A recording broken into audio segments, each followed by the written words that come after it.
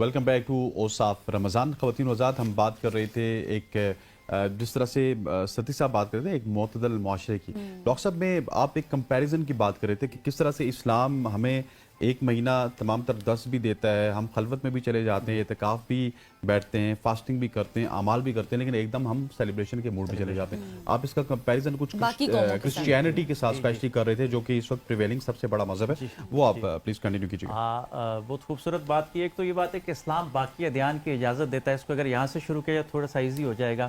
کہ لفظ روزہ جو ہے یہ بھی دیکھیں اسلامی تہذیب کا لفظ نہیں ہے, روزہ اور نماز دونوں.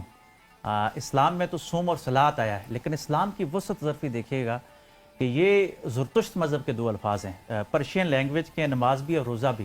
لیکن یہاں پہ جب صوفیاء اکرام اسلام لے کے تو دیکھیں ہمارے اسلام کی وسعت ظرفی دیکھیے کہ یہ لفظوں پہ نہیں جاتا, یہ اعمال پہ جاتا. انہوں نے کہا لفظ نہ تبدیل کرو, لفظ وہی رہیں, کیونکہ یہاں پرانے دور میں یعنی بہت پہلے سے زرتشت مذہب کے دور سے نماز اور روزہ یوز کیا جاتا, تو انہوں نے کہا نماز اور روزہ ہی رہے.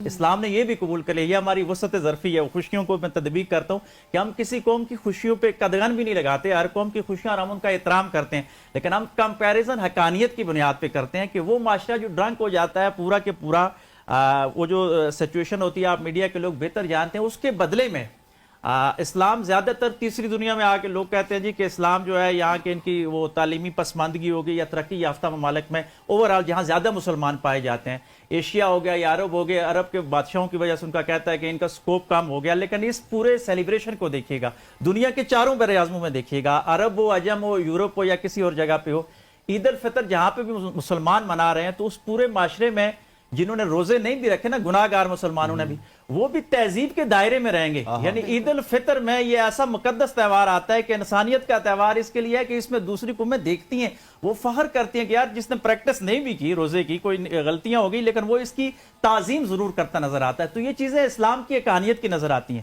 اور پھر اللہ تبارک و تعالیٰ کی کچھ چیزیں قرآن میں اس نے کہا کہ یوم اذن تحدث اخبارہا, کہ قیامت کے دن یہ زمین خبریں دے گی, زبان تو بند ہو جائے گی, ہاتھ پر گوئیاں دیں گے, یہ نباتات جمادات بھی گوئیاں دیں گی. تو اللہ نے کیا حضور علیہ الصلوۃ والسلام کی زبانی فرمایا کہ عیدگاہ میں جاؤ تو جس راستے سے جاؤ دوسرے راستے سے واپس جاؤ, اور تکبیرات پڑھتے ہوئے اللہ اکبر لا الہ الا اللہ واللہ اکبر وللہ الحمد, دونوں عیدوں پہ اوپر.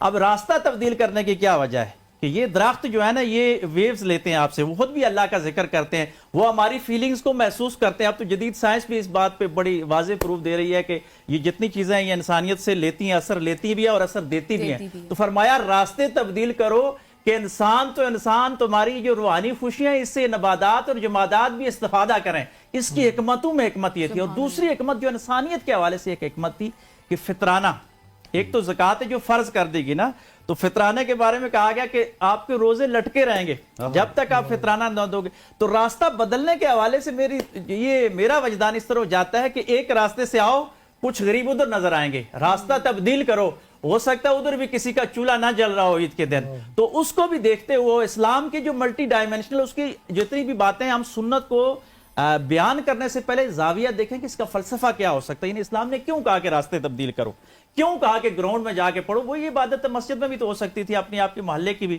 تو اسلام عبادات میں تبدیل کرواتا ہے کہ یہ مسجد ہے, پھر جامع مسجد ہے, پھر عیدگاہ ہے, تاکہ انسانیت ایک دوسرے کے قریب آئے. بیسیکلی عبادت سے انسان کے اندر زہد اور ایک مرض تقدس میں مبتلا ہو جاتا ہے. یہ مذہبی لوگ زیادہ مبتلا ہوتے ہیں, جو زیادہ نماز زیادہ عبادت کرتے ہیں تو بندہ دوسرے بندوں سے خود کو افضل سمجھنا شروع کر دیتا ہے. یہ انسان کے اندر, کیونکہ شیطان کے مختلف حربے ہیں, وہ نورانی حربوں سے بھی لوگوں کو خراب کرتا ہے اور شیطانی حربوں سے بھی. تو نورانی حربے یہ کہ عبادت زیادہ کرنے کے بعد انسان کے اندر تکبر آ جاتا ہے, یہ نیچرلی ہر انسان کے ساتھ ہے. لیکن اس کی جو علاج کے لیے عید الفطر کا یہ ایک پریکٹس بنائی گی کہ آپ نے وہاں یہ نہیں بتانا کسی کو کہ میں نے زیادہ نمازیں پڑھی ہیں, تو نے اعتکاف کیا. فرمایا انسانیت کا تہوار بنا دو, گل مل جاؤ, خوشیاں مناؤ اور اللہ کا شکر ادا کرو. لیکن اس کے ساتھ ساتھ دوسری طرف یہ ہے, یہ آپ کے احتساب کا بھی دن ہے عید الفطر. کہ حضرت عمر رضی اللہ تعالیٰ فرماتے ہیں کہ عید کی خوشی وہ منائے جس نے روزے اپنے احتساب کے ساتھ رکھے ہوں. دوسروں کی خوشیوں میں تو آپ شامل ہو رہے ہیں, لیکن باطن کی خوشی جو ہے نا یہ آپ خود فیل کر سکتے ہیں. جس نے 30 روزے رکھے ہیں نا اس کی خوشی وہ اندر فیل کر رہا ہے, باہر جو بھی ہو. جس نے نہیں رکھے وہ بھی شامل تو اس معاشرے میں ہو جائے گا. اسلام کا یہ حسن ہے کہ یہ پردہ ڈالتا ہے, کسی کو بتاتا نہیں ہے کس نے نہیں رکھے, لیکن جو خوشی کا احساس ہے اس کا اور ہوگا جس نے نہیں رکھے. لیکن جس نے روزے رکھے ہیں اس کی فرد کا روحانی علاوت میں تبدیل ہو جائے گی. یعنی مادی خوشی کے ساتھ روحانی خوشی بھی آئے گی. اور آپ دیکھیں ایک اور بات بڑی صوفیاء فرماتے ہیں کہ مشکل وقت بڑے گزارتے ہیں تو چھوٹے عید مناتے ہیں. ایک مقولہ ہے کہ بڑے روزے رکھتے تو چھوٹے عید مناتے ہیں. تو ہمارے بڑوں نے روزے رکھے ہیں, انہوں نے کون سے روزے رکھے ہیں کہ یہ بات بھی ہمیں بتائی جاتی ہے کہ ہمیں یہاں تک پہنچانے میں انفرادی طور پر, اجتماعی طور پر, قومی اور بین الاقوامی طور پر, اس کو ذرا اس اندازے کے ساتھ بھی عید کو دیکھیے گا کہ ہمارے بڑوں نے روزے رکھے پاکستان بنانے کے حوالے سے, تو آج پاکستان میں بیٹھ کے ہم عید منا رہے ہیں. سبحان اللہ. ٹھیک ہے, ہمارے بڑوں نے پتھر باندھ کے ایک اسلامی فلاحی ریاست بنانے کی کوشش کی. آج جب دنیا چاروں طرف سے خوف کے گھیرے میں اور ہم خوشیوں سے عید منا رہے ہیں کیونکہ ہمارے بڑوں نے وہ روزے رکھے جو اپنے پیٹ کا حصہ کاٹ کے ہماری دفاع میں لگایا, ہماری اکانومی میں لگایا. تو اس عید کو اس زاویے کے ساتھ بھی دیکھیے گا, یعنی کوئی بھی تہوار ہے وہ محدود سے محدود بھی ہو جاتا ہے ذات میں, اور اسلام کے ہر تہوار کو جتنا کھولتے جاؤ تو پوری انسانیت کو گھیرے میں لے آتا ہے. تو معلوم یہ ہوا کہ جو تنگی ہے یا ڈسپلن قائم کرنے کے لیے کچھ تنگیاں کسی بھی جگہ آپ پہ لگائی جاتی ہیں تو وہ بیسیکلی آپ کی ذاتی طور پر بھی, قومی اور بین الاقوامی طور پر بھی آپ کو بہت بڑا سکوپ دیتی ہوئی نظر آتی ہیں, اور روزہ اجتماعی طور پر یہ اثرات ڈالتا ہے. اور دوسرا ایک سائنسی پوائنٹ آف ویو ہے کہ ایک چیز ہماری زبان سے جو بات نکلتی ہے نا یہ ختم نہیں ہوتی. اسلام نے تو 14 صدیاں پہلے بتا دیا تھا نا, سائنس آپ پہنچیے کہ یہ فضا میں تحلیل ہو جاتی ہے. ہم جو بات بھی کہتے ہیں تو اس فضا میں ہے, ٹھیک ہے, اور یہ فضا میں اثرات چھوڑتے ہیں. ایک ٹرم ہے پی ایچ ڈی میں میرا تھیسس تھا تصوف کے اوپر, تو میں نے اس پہ ریسرچ کی کہ ایک فضائی آلودگی ہوتی ہے, ایک روحانی آلودگی ہوتی ہے. روحانی آلودگی کو ختم کرنے کے لیے بھی رمضان کا بڑا کردار ہے کہ آپ باہر کی فضا میں جاؤ, لوگ ابیوزنگ کرتے ہیں, جھوٹ بولتے ہیں. حضور علیہ السلام نے فرمایا کہ کوئی آدمی جھوٹ بولتا ہے تو اس سے اتنی بدبو خارج ہوتی ہے جو فضا میں جاتی ہے کہ فرشتے رحمت کے اس کو چھوڑ کے چلے جاتے ہیں. یہ حدیث ہے حضور کی 14 صدیاں پہلے. آج جب تجربے کیے گئے لوگوں کو ایک جگہ بٹھا کے کہ جہاں صرف سچ بولنے والے ہیں, قرآن پڑھنے والے, ذکر کرنے والے, تو اس معاشرے کی کیفیت اور ہے. آپ اس کو تجربہ کر کے میں ناظرین کو کہتا ہوں کہ ہر آدمی دیکھے کہ آپ شدید ڈپریشن اور انزائٹی کا مریض ہو, اس کو آپ مسجد سے باہر رکھیں, اس کو بتائیں کچھ بھی نہ, مسجد سے اندر آئے تو اس کی فیلنگز کا اندازہ لگائیں ود ان سیکنڈز. مسجد کے باہر اس بندے کی کیفیات اور مسجد کے اندر کسی بھی مذہب کا اس کی کیفیات تبدیل ہو جاتی ہیں. وجہ کیا ہے کہ جو نورانی حالہ ہے نا یہ مسجد کا اور ہے, کیونکہ وہاں ہر وقت اللہ کا ذکر ہو رہا ہوتا ہے, اس فضا میں جھوٹ نہیں بولا جا رہا ہوتا ہے. اب جب عید کو اوپن کروا کے تکبیرات پڑھتے ہوئے تو اللہ ایک روحانی تطہیر پورے فضا میں بھی لانا چاہ رہا ہے کہ ایک روحانی آلودگی کو ختم کر کے ایک روحانی تطہیر معاشرے کے اوپر بھی قائم کر دی جائے, تاکہ ایک سکینہ نازل, جس طرح حدیث میں کہا گیا نا کہ اللہ کا ذکر کرنے کے بعد فرشتے جوک در جوک اترتے ہیں, سکینہ کی صورت ہے. تو یہ سکینہ کے نزول کا بھی ہے. یہ یوں ہماری عید کی خوشیاں چھوٹی چھوٹی ان کو ملاتے جائیں, ان کے اتنے گہرے اسپیکٹس ہیں اور اتنی گہرائی نظر آتی ہے کہ انسانیت اگر اس سے استفادہ کرتی ہوئی چلی جائے تو میں سمجھتا ہوں کہ بہت لمبے عرصے تک اس کو سکون آ سکتا ہے. اور اس کے ساتھ ہی 2 مہینے کے بعد پھر ہماری دوسری عید آ جاتی ہے, اس پہ بھی جائیں گے, اس کا ذکر بھی کریں گے, لیکن میں چاہتی ہوں قاری صاحب سے نعت بھی سن لیجیے. ضرور. ایسا تجھے خالق نے سراہدار بنایا,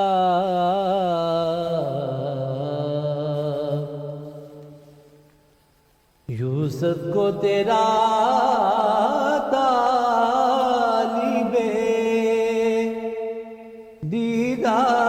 دیدار بنایا,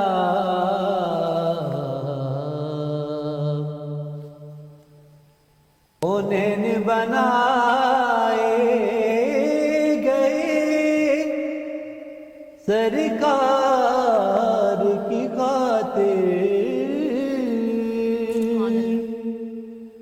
کونین بنائے گئے سرکار کی خاطر,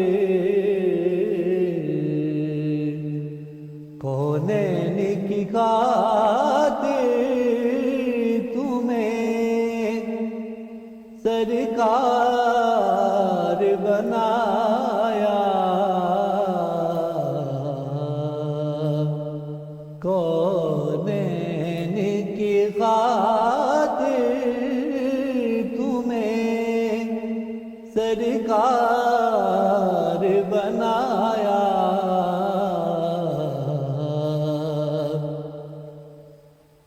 بے یار مددگار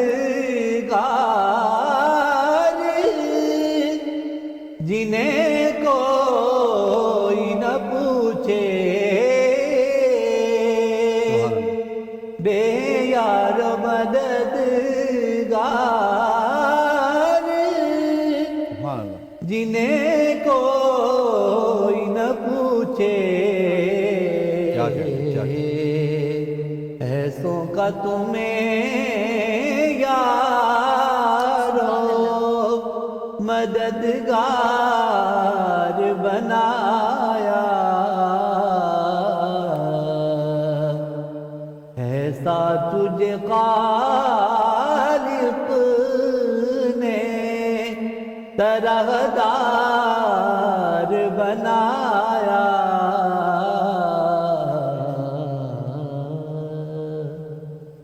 کمال کمال است کمال است. حضرت جس کا ذکر آپ کر رہے تھے وہ تو عیدوں کا ذکر ہو گیا, سیلیبریشنز کا ذکر ہو گیا.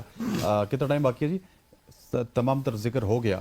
سو 1 منٹ باقی ہے. میں سوال چھوڑے جاتا ہوں آپ سوال میرا نوٹ کر لیجیے گا کہ آپ نے ذکر تو کیا لیکن اعمال کے حوالے سے بھی بتائیے گا کہ ایک مسلمان کے لیے کیا کچھ اعمال ضروری ہیں عید الفطر میں, عید الاضحیٰ میں, یا پھر عید الفطر کی پریسائزلی ہم بات کر لیتے تو کون کون سے اعمال ہمیں کرنے چاہیے جو کہ ہمارے لیے, ہماری دنیا کے لیے, ہماری آخرت کے لیے اچھے ہیں.